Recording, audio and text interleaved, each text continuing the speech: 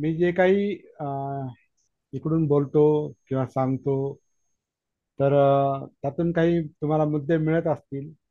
काही ऐकल्यामुळं काही ज्ञान मिळत असेल. ज्याला श्रुतमय प्रज्ञा असं म्हटलेलं आहे. श्रुतमय प्रज्ञा किंवा प्रज्ञा जरी नाही म्हटलं तरी इन्फॉर्मेशन आहे ती. तर काही इन्फॉर्मेशन, काही माहिती ऐकून तुम्हाला माहिती होत असेल, परंतु त्याचं रूपांतर ज्ञानात होत असेल. शब्द शब्द आपल्यापर्यंत पोहोचत असतील, त्याचं रूपांतर ज्ञानात होतं. म्हणजे माहिती होतं हे अमुक अमुक आहे. म्हणजे आता सती किंवा अनात्म किंवा अमुक किंवा काय अनापान हे शब्द जे आहेत, त्या शब्दांवर आपण परवाला सविस्तर विचार केलेला आहे. तो चालतच राहणार आहे. नवीन नवीन नवीन नवीन शब्द ऍड होत राहणार आहे. म्हणजे इन्फॉर्मेशन ऍड होत राहणार आहे. माहिती ऍड होत राहणार आहे. माहितीचा फुगवटा होत जाणार आहे. आणि असा फुगवटा आपल्यामध्ये ऑलरेडी बराचसा आहे. अजून पण होत राहील. नवीन नवीन माहिती येतील, नवीन नवीन शब्द येऊ शकतात. काही शब्द तुम्हाला ऑलरेडी माहिती असणार आहे, परंतु काही शब्द माहिती नसणार आहे, तर ते पहिल्यांदा तुम्हाला माहिती होती. सती शब्द हा तुम्हाला कदाचित आधीच माहिती असेल. मला असं वाटत नाही इथल्या इथे उपस्थितांपैकी कोणाला तो शब्द माहिती नाही. असा शब्द, हा शब्द बहुतेकांना माहिती आहे. असंच अशीच माहिती माझी माहिती आहे. कारण जवळपास सगळ्यांशी माझा व्यक्तिगत संबंध आहे, बोलणं आहे. छाया मॅडम कोण आहेत त्या मला माहिती नाहीत. त्यांना मी इथे पहिल्यांदाच पाहतोय. मी साताऱ्यावरून आहे सर. छाया बरं. साळवे. छाया साळवे, अच्छा अच्छा, बरं बरं बरं बरं. संदीप साळवेंच्या मिसेस का? नाही, दीपक साळवे. हा, दीपक साळवेंच्या मिसेस. अच्छा अच्छा, ओके ओके ओके. हा, स्वागत आहे मॅडम तुमचं इथं, स्वागत आहे. तर तुम्हाला थँक्यू. सुद्धा सती शब्द माहिती आहे, नाही का? तुम्हाला पण सती शब्द माहिती आहे. नसेल माहिती तर तुम्ही अं, आत्ता ऐकलंय असं समजा, आणि आता हे तुमच्या एका शब्दात ती ज्ञानामध्ये भर पडली असं समजा. आणि आधी माहिती असेल तर तो सती शब्द काय आहे हे इथून पुढे हळूहळू त्याची उकल होत जाईल. तो शब्द स्पष्ट होत जाईल.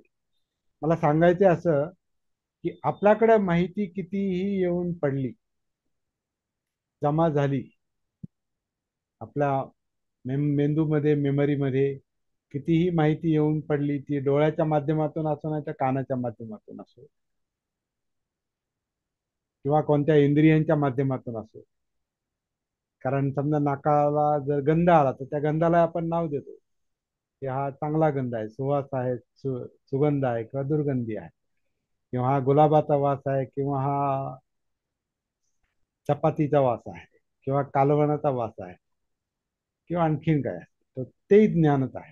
तेही शब्द आपल्याला, त्याचा संग्रह आपल्यामध्ये असतो. जिभेचे पण शब्द आपल्याकडे असतात.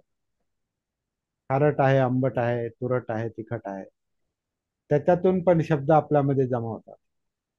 त्वचेचे पण शब्द आपल्याकडे असतात. कारण ह्या त्वचेला मऊ मऊ स्पर्श होतो, किंवा खडबडी स्पर्श होतो, किंवा गरम आहे, उष्ण आहे, किंवा थंड आहे, जास्त थंड आहे, खडबडीत आहे.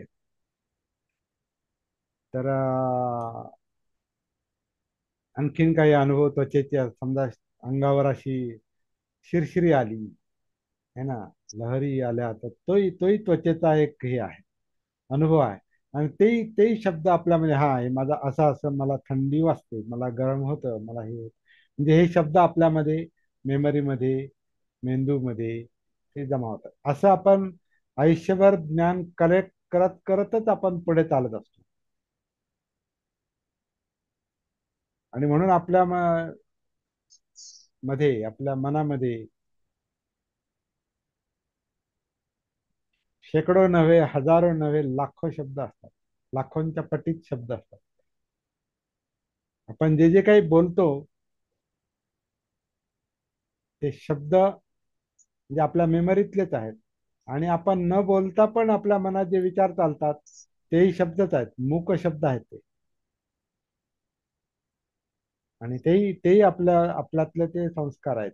तेही ज्ञानेंद्रियातून मिळालेले काही अनुभव आहेत. आणि मन स्वतःच काही विचार नावाची गोष्ट करतं, थिंकिंग ज्याला आपण म्हणतो, किंवा इमॅजिनेशन करतं, तर्क करतं, कल्पना करतं, तर्क करतं. हे असं असेल तर तसं होईल, असं नसतं तर ते तसं नसतं झालं, हे आहे म्हणून ते. तर हे जे लॉजिक आहे, हे जे तर्क आहे, हे तर्क पण मेंदू करत असतो. तर सतत सतत ते अं, ती जी प्रक्रिया आहे, विचार प्रक्रिया आहे, ती एक ज्याला आपण म्हणतो इलेक्ट्रोकेमिकल प्रोसेस आहे, ती विचार प्रक्रिया सतत शब्द हे मल्टिप्लाय करते. काय म्हणतो त्याला आपण, अं, त्याचं गणित. वर्धित हा, वर्धित करते. हा, वर्गित करते. एकाला दोन, एकाचे दोन होतात, दोनाचे शब्द तीन होतात, तीनाचे तीनाचे तीसही होतात. कारण एक शब्द अनेक शब्दांना गोळा पण करतो. एक शब्द अनेक अनेक शब्द, म्हणजे भाषा कशी तयार, तसं ते भाषा जशी तयार होते तशी शब्द संग्रह, व्होकॅब्युलरी माणसाच्या मनामध्ये वाढत वाढत वाढत जाते. हे हे ज्ञान आहे. ज्ञान आहे. आणि हे ज्ञान प्रत्येकाकडे असतं. लहानपणापासून, जन्मल्यापासूनच ज्ञानात भर पडत पडत पडत पडत आपण इथपर्यंत आलेलो असतो.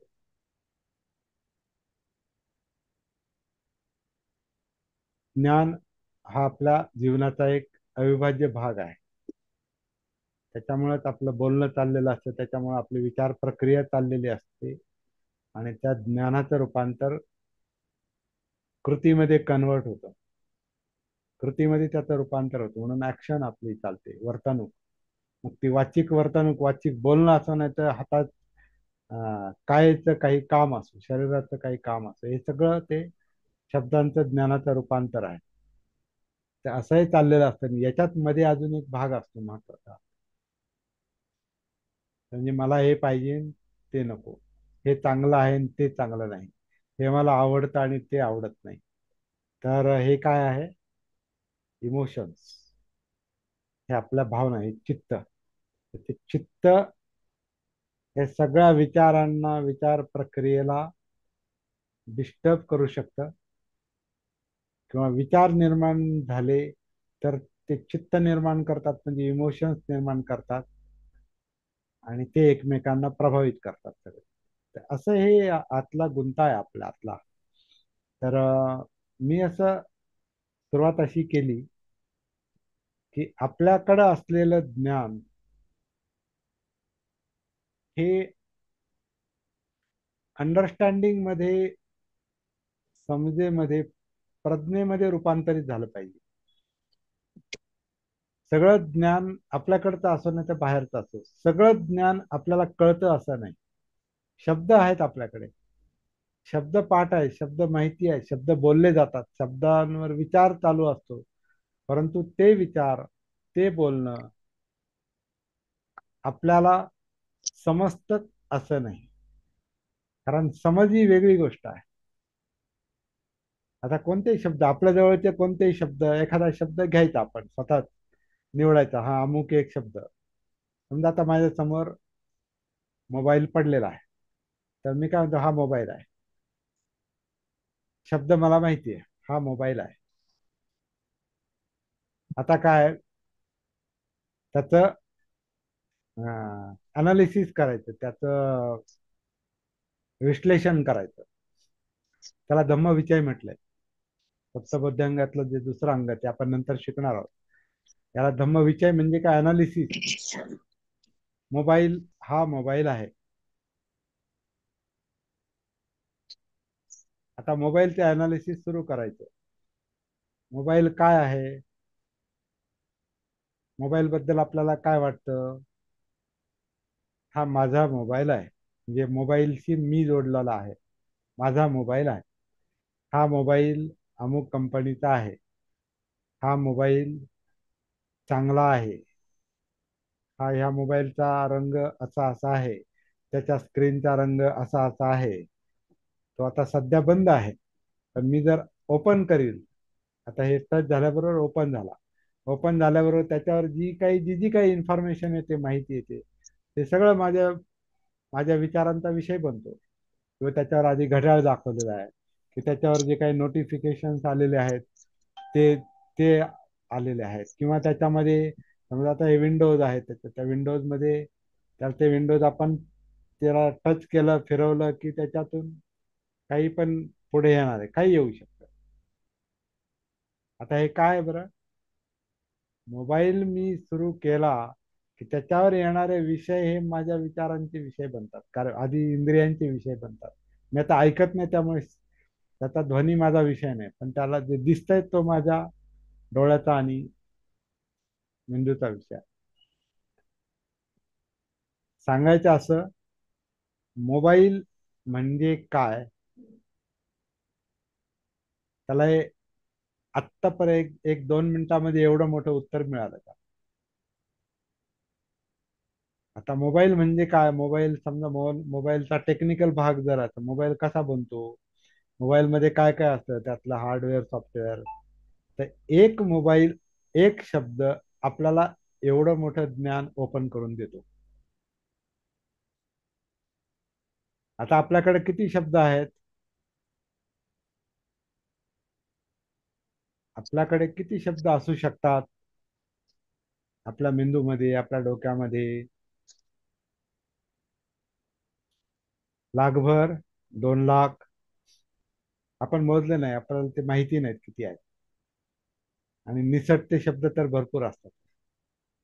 मेमरीतले शब्द काही माहिती असतात, निसटते शब्द भरपूर असतात. तर याचं आपलं माइंड बनलेलं आहे. आणि हे सगळं ज्ञान आपल्याला कळत नाही. म्हणजे मला नाही माहिती मोबाईल काय आहे, मला पूर्ण नाही माहिती. मोबाईल माहिती आहे, पण मोबाईल म्हणजे काय, मोबाईल मध्ये काय, मोबाईलचा अर्थ काय, काय त्याचं हार्डवेअर सॉफ्टवेअर काय, मला काही माहिती नाही. म्हणजे मला मोबाईल पूर्ण माहिती नाही. आपल्यामध्ये लाखभर शब्द आहेत, समजा 2 लाख शब्द आहेत. त्याचे शब्द जर आपण अनालिसिसला घेतले, अभ्यासाला घेतले, विचाराला घेतले, तर बरंचसं ज्ञान आपल्याला परिचित नाही. ज्ञानाचा अर्थच माहिती नाही. पण ते आपलं मन धारण करून आहे.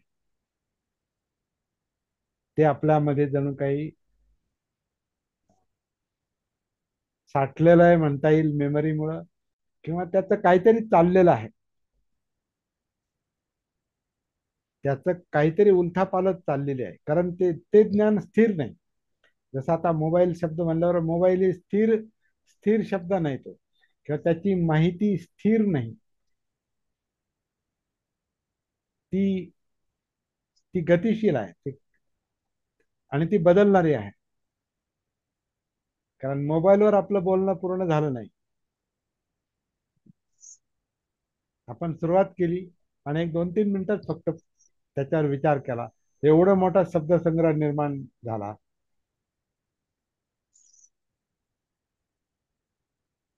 आपल्यामध्ये एवढा मोठा संचय आहे. म्हणजे आपल्या मनाला, मेंदूला, बुद्धीला किती काम आहे.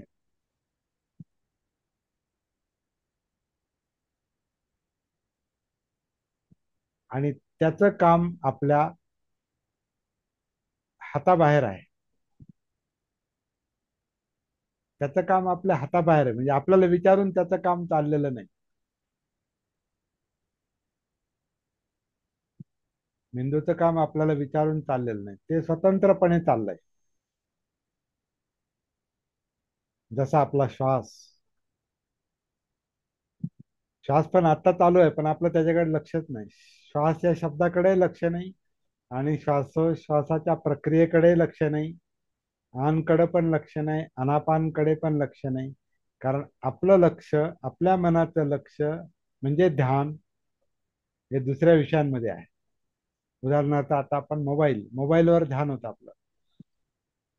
ते ध्यान ते धारणा करतं, ध्यान धारणा म्हणतो ना आपण, धरून ठेवतं ते, होल्ड करतं, आणि मग त्याच्यावर विचार चालू असतो.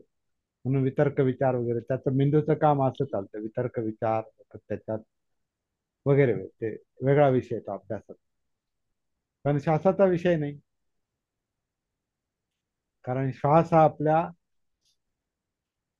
आपल्या जणू काही आपल्या जाणीवेच्या, आपल्या जागृतीच्या, आपल्या सतीच्या पलीकडचा विषय तात्पुरता तरी आहे, आत्ता आहे. अजून आपण त्याला विषय बनवला नाही. आता बनवू आपण, थोड्या वेळाने तो बनणार आहे. कारण आपल्याला हे सगळं अभ्यास करायचा असेल, आपल्या स्वतःच्या जीवनाचा, आपल्या विचारांचा, आपल्या भावनांचा, चित्ताचा, इच्छा आकांक्षांचा, जाणीवांचा, वेदनांचा, फिलिंगचा, कायेचा, हा सगळा अभ्यास आपल्याला करायचा असेल, तर आपण असं म्हणतोय की बुद्धांनी सती आनापानची आधी करा, आधी आनापानचं भान ठेवा, मग हे सगळं त्याच्याशी कनेक्टेडच आहे सगळे पुढे. म्हणून ते तिथपर्यंत आपल्याला जायचंच आहे.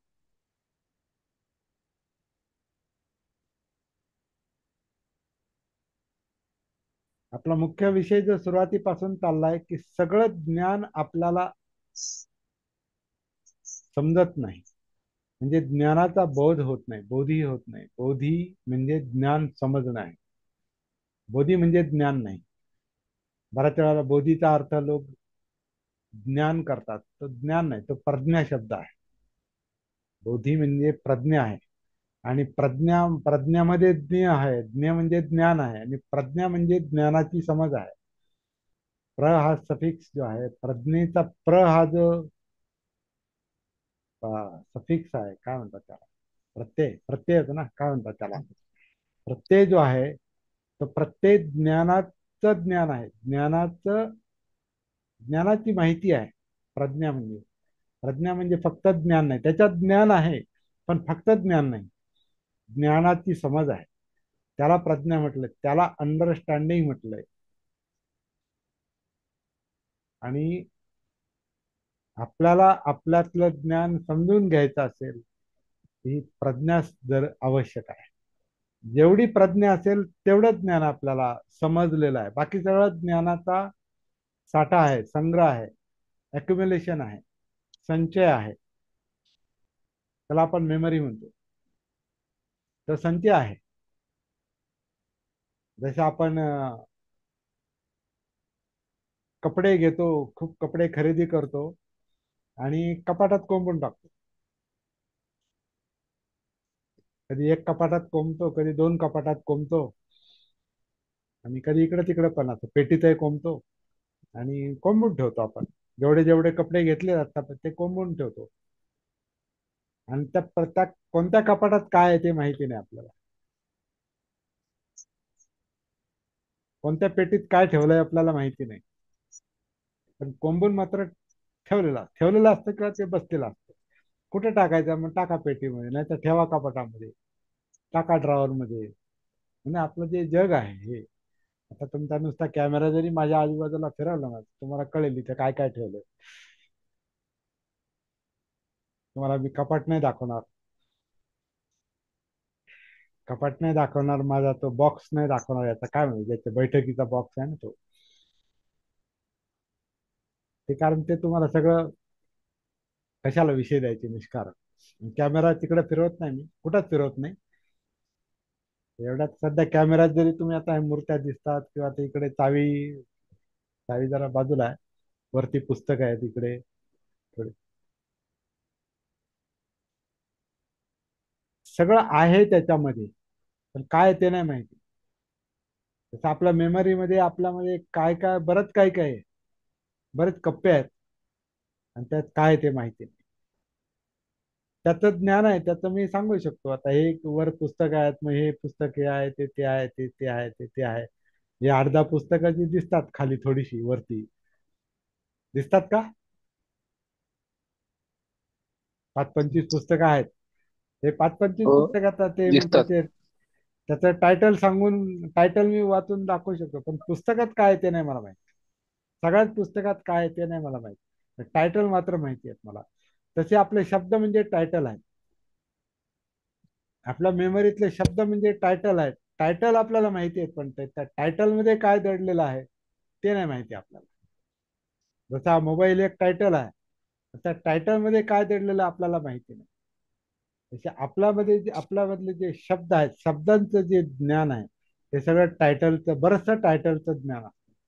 परंतु त्या टायटल खाली काय दडलंय, त्याच्यातलं जे ज्ञान आहे ते ज्ञान नाही माहिती. ज्ञान माहिती नाही, मग त्याच्याविषयीची प्रज्ञा माहिती असणे ही तर फार लांबची गोष्ट आहे. त्याची समज ही तर फार लांबची गोष्ट आहे. तर असं गुंतागुंतीचं काम आपलं मेंदूमध्ये, मनामध्ये चाललेलं आहे, आणि याचं आपल्याला भान नाही, याची आपल्याला सती नाही. हे काय आहे आपल्याला माहिती नाही. त्याच्यामुळे त्याच्याविषयीची समज नाही, त्याच्याविषयीची प्रज्ञा नाही. मनात विचार चाललेत म्हणजे काय चाललंय, काहीतरी चाललंय, पण काय चाललंय नाही माहिती. शब्द बाहेर पडतात. आता बोलणं म्हणजे तरी काय, काय माहिती आपल्याला. आपली जीभ हलते, ते टाळूला लागते, आपले ओठ हलतात, शब्द कसे काय क्रिएट होतात काय माहिती आपल्याला. त्याला धरून आपल्या श्वासोश्वासाची हालचाल चालू आहे. शब्द जेव्हा आपण बोलतो तेव्हा पोटाची पण हालचाल चालू आहे, छातीची हालचाल चालू आहे. हे धड जणू काय बोलतं, की काया बोलते. म्हणून माणसाला दम लागतो बोलता बोलता. का तर सगळे अवयव त्याच्यात सामावलेले आहेत. बोलून बोलून थकलो, आपण म्हणतो ना, बोलून बोलून थकलो, घसा कोरडा पडला, तोंड दुखायला लागलं, काहींची छाती पण दुखते, पोट पण दुखतं, जीभ गळून येते, आता बोलायची इच्छा नाही. याचा अर्थ शब्द बोलणं म्हणजे एकच काही गोष्ट नाही, त्याच्यामध्ये सगळी प्रक्रिया सामावलेली आहे. शारीरिक, मानसिकतेकडे आपण गेलोच नाही. कारण शब्दामध्ये मन पण आहे, मेमरी आहे, शब्दामध्ये इमोशन्स पण आहेत. म्हणून माणसाचे शब्द चढ उतार होतात. माणसाचे शब्द चढ उतार का होतात, त्याच्यामध्ये इमोशन्सचे हेलकावे आहेत. म्हणून माणूस शांत असताना वेगळं बोलतो, रागात असल्यावर वेगळं बोलतो, प्रेमात असल्यावर वेगळं बोलतो, द्वेषात असल्यावर वेगळा बोलतो, गोंधळात असलं तर वेगळा बोलतो, जागा असेल तर वेगळा बोलतो, आणि झोपेत असेल तर वेगळा बरळतो. ते पण बोलणं, ते बरळतो म्हणजे बोलतोच आहे ना तो. काहीतरी बडबड करतो. काही माणसाने झोपेत बडबड करायची सवय, म्हणजे ते चालू आहे. This is what is going on, हे चाललंय असं सगळं, आणि आपल्याला काहीच माहिती नाही, याचं भान नाही, याची सती नाही.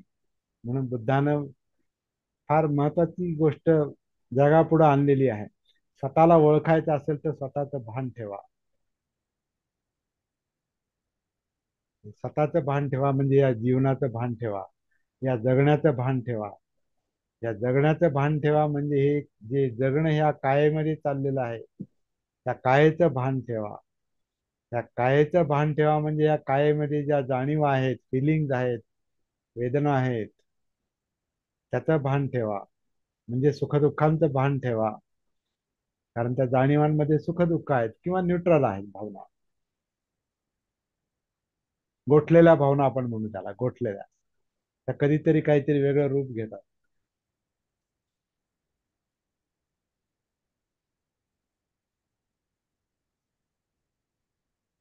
मोबाईल नवीन घेतला तेव्हा वेगळी भावना होती. आज मोबाईलची ती भावना नाही जेव्हा नवीन घेतला होता तेव्हा. जेव्हा मला मोबाईल कळायला लागला, त्यातले फंक्शन कळायला लागले, तेव्हा भावना वेगळी होती.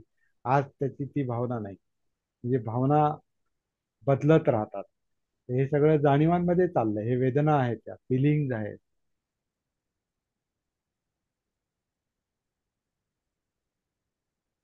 आणि ज्याच्यात त्या भावना निर्माण होतात आणि इच्छा आकांक्षा, ते चित्त आहे, ते या कायेत आहे. आणि या कायेमध्ये मेंदू नावाचा प्रकार आहे, एक अवयव आहे.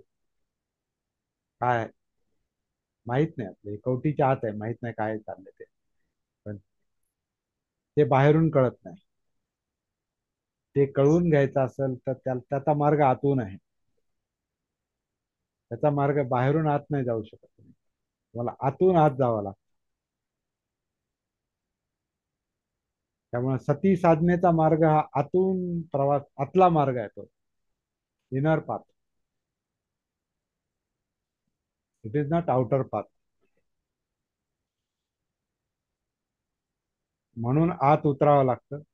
आणि आत उतरण्यासाठी सगळी आता आपली धडपड चाललेली आहे. सगळं, कारण आपलं सगळं जीवन जे आहे ना ते त्याच्यातच दडलेलं आहे.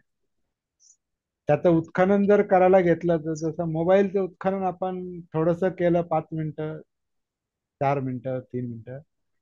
जीवनाचं उत्खनन करायला सुरुवात केली तर काय सापडेल? सगळा तुमचा इतिहास, सगळे संस्कार, सगळं वळण, तुमचं बोलणं वागणं, तुमचं शिक्षण, त्याचे संस्कार, तुम्ही ज्या घरात जन्म घेतलाय ते घर, ते आई वडील, ते संस्कार, तुमचं कुटुंब, तुमचा परिसर, तुमचं असणं, तुमचं दिसणं, तुमची जात. कारण ही मनातच आहे जात. जात जे ही जात मनात आहे. तुमचा धर्म, पूर्वीचा असो नाही तर आत्ताचा असो, त्याच्या चालीरीती, तुमच्या सामाजिक चालीरीती, तुमचं राजकारण, तुमचं अर्थकारण, मनात ह्याच्यात काय नाही, काय काय नाही. आणि इथंच बसलोय आपण, आणि इथं बसूनच आपण ते सुरुवात करतोय. तर काय काय सापडेल जर आपण स्वतःचा शोध घ्यायला सुरुवात केली, तर खूप काय काय सापडणार आहे. तर ते सापडलं तर आपण विचलित पण होऊ शकतो. काल मला एक फोन आला. असे फोन यायला सुरुवात होईल मला खात्री आहे. आणि काही फोन चालू पण आहे सध्या. आणि एक फोन मला काल आला, सर पहाटे पहाटे स्वप्न पडलं 3, 3:30, 4ला. म्हणलं सुरुवात झाली तुमची आता कामाची. तुमच्या कामाची सुरुवात झाली. 3:30, 4ला स्वप्न पडलं आणि थोडस घाबरलो. म्हटलं घाबरा, चांगली गोष्ट आहे. पण पण घाबरण्याने डिस्टर्ब होऊ नका. आपल्यामध्ये सगळ्या चांगल्या वाईट, सुखदुःख म्हणजे सगळ्या चांगल्या वाईट गोष्टी दडलेल्या आहेत. आणि जे असल ते आपल्याला पाहायचं आहे, अनुभवायचं आहे. ते पर्सनल नाही, ते आपण निर्माण केलेलं नाही. ते या संस्काराने निर्माण केलेलं, म्हणून याला संस्कारित अस्तित्व म्हटलंय. सब्बे संखारा निच्चाती, सब्बे संखारा दुःखाती. याला संस्कारित अस्तित्व म्हटलंय. आणि संस्कारित अस्तित्व म्हणजे मन. आणि आपलं हे सगळं अस्तित्व जगणं हे आपण नाही. आपण ठरवून जन्म घेतला का? हा मी ठरवलं मी जन्माला आलो असं झालंय का? नाही. जन्म झाल्यावर लक्षात आलं. आधी इतरांच्या, आपल्याही नाही लक्षात आलं. आपल्याला माहित नाही काय झालं ते. जन्म आठवतच नाही आपल्याला. आपला जन्म झाल्यावर आपल्या घरातल्यांना आधी माहिती झालं काय हा हे बाळ जन्माला आलं. हे त्यांना कळालं आपण जन्माला आलो, आपल्याला नाही माहिती. आजही माहित नाही काय जन्म झाला म्हणजे काय झालं. आठवतच नाही ते. त्याच्यानंतर ते काही वर्ष आठवत नाही. असं आपलं जीवन जे आहे अनभिज्ञ आहे, माहीत नाही. याच्यात सुखदुःख दडलेली आहेत. त्या सुखदुःखामध्ये प्रॉब्लेम जो आहे तो सुखाचा नाही.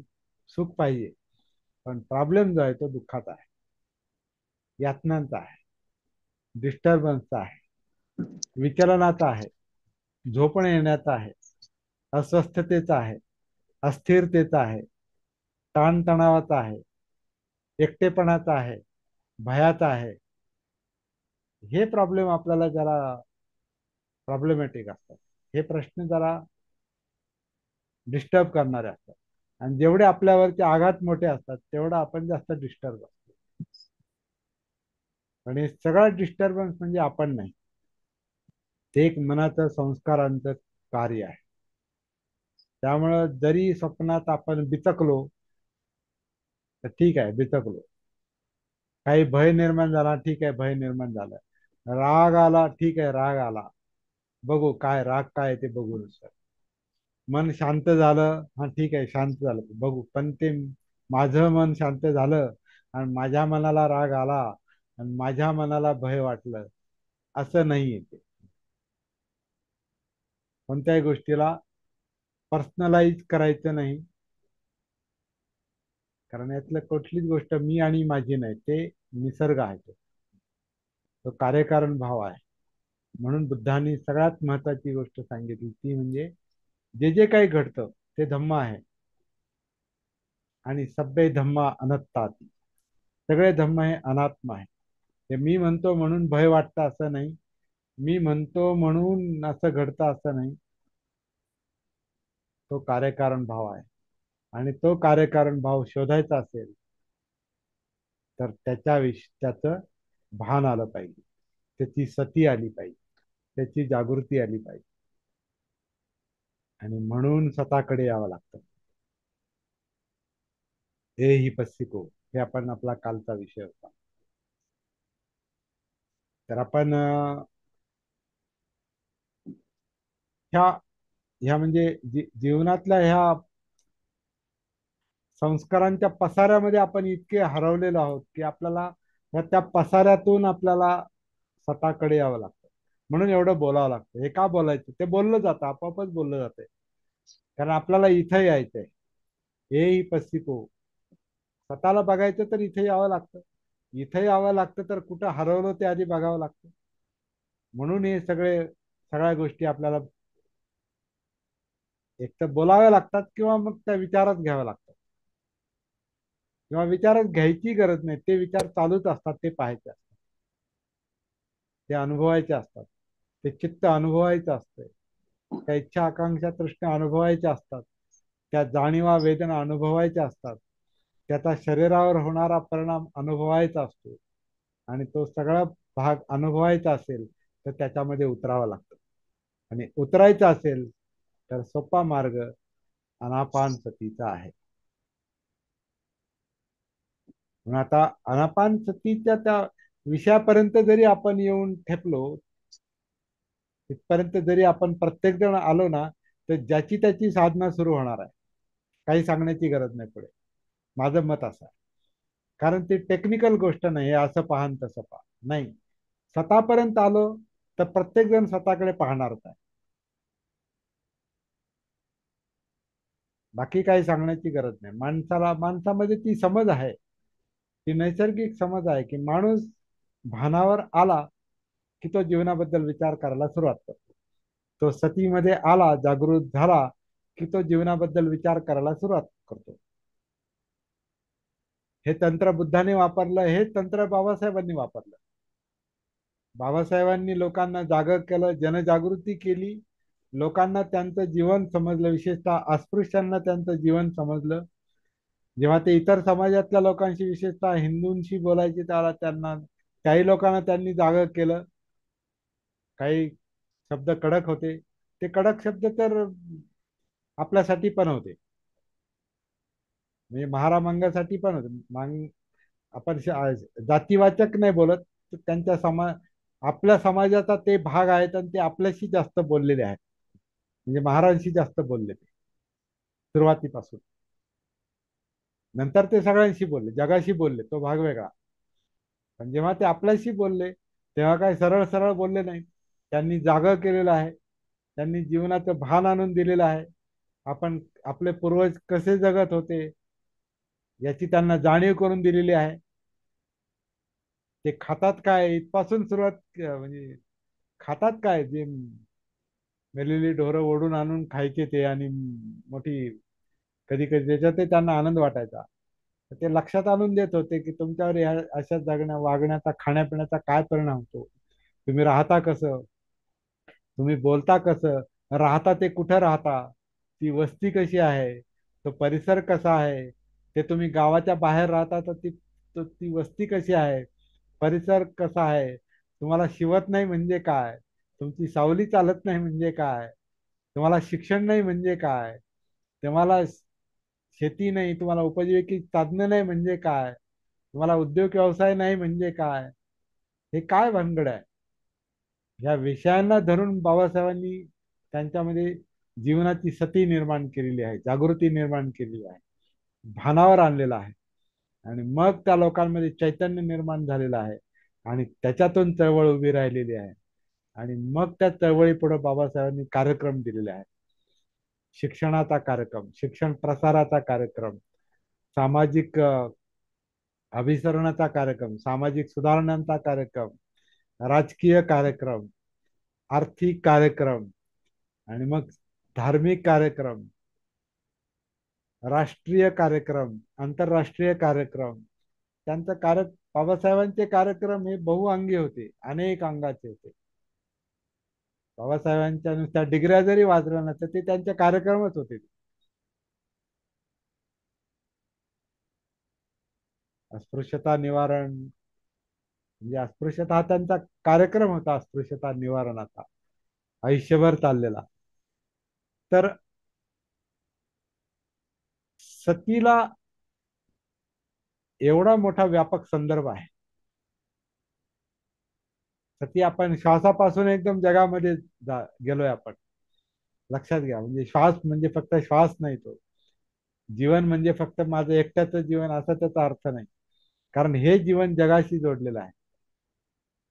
हे जीवन जसं माझ्याशी जोडलंय व्यक्तिगत पातळीवर, व्यक्तिगत काहीच नाही, ते जीवन जसं ते स्वतंत्र आहे तसं ते कुटुंबाशी जोडलंय, तसं ते समाजाशी जोडलंय, तसं ते शहराशी जोडलंय, तसं ते राज्याशी जोडलंय, तसं ते देशाशी जोडलंय, ते जगाशी जोडलंय, ते धर्माशी जोडलंय, ते राजकारणाशी जोडलंय, समाजकारणाशी जोडलंय, शिक्षणाशी जोडलंय, जातीशी जोडलंय, सगळ्याशी हे जीवन जडलेलं आहे.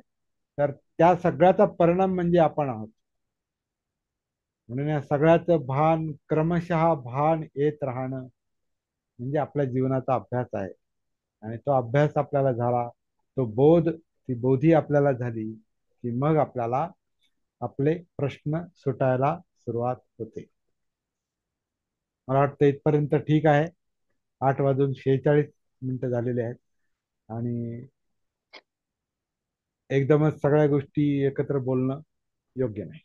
मी या ठिकाणी थांबतो आणि तुमच्यासाठी मी थोडा आता वेळ देऊया.